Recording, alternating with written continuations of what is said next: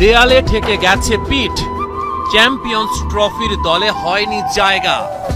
Of ফর্মে থাকা লিটন ফর্মে ফিরেই নির্বাচকদের দিতে চায় বার্তা।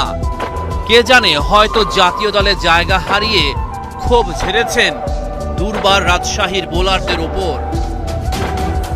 তাতে লাভটা অবশ্য বাংলাদেশের ক্রিকেটেরই হলো। সিলেটে লিটন স্ট্রোকের ফুল ঝুরি ছোটালো। তানজিদ তামিমও এদিন আগ্রাসী। সানজামুল ইসলামকে এক হাত নিয়েছেন তিনি।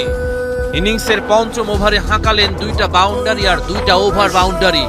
টুর্নামেন্টের মাঝ পথে এসে মোমেন্টাম খুঁজে পেয়েছে ঢাকা ক্যাপিটালস। টস হেরে ব্যাটিংয়ে নেমে পাওয়ার প্লেতে তুলেছে বিনা উইকেটে 59। 24 বলে লিটনের 50, এক একটা ছক্কায় কেড়েছেন নির্বাচকদের দৃষ্টি। দল থেকে বাদ পড়ার কয়েক ঘন্টা পরই জাতীয় দলের দরজায় নাড়ছেন কড়া।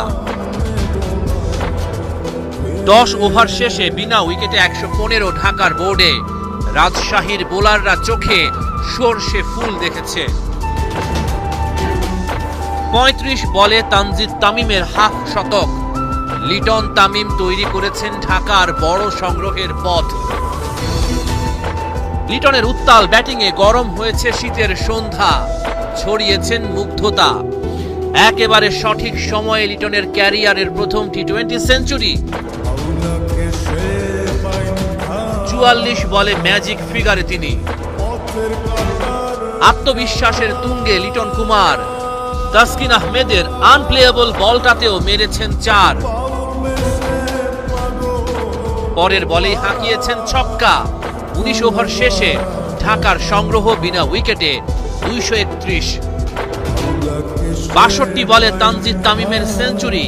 লিটনের সাথে গড়েন 241 রানের রেকর্ড জুটি। 64 বলে 108 রানে আউট তামিম। উইকেটে এসেই সাব্বির রহমানের ছক্কা। ইনিংসের শেষ বলে লিটনের ছক্কা।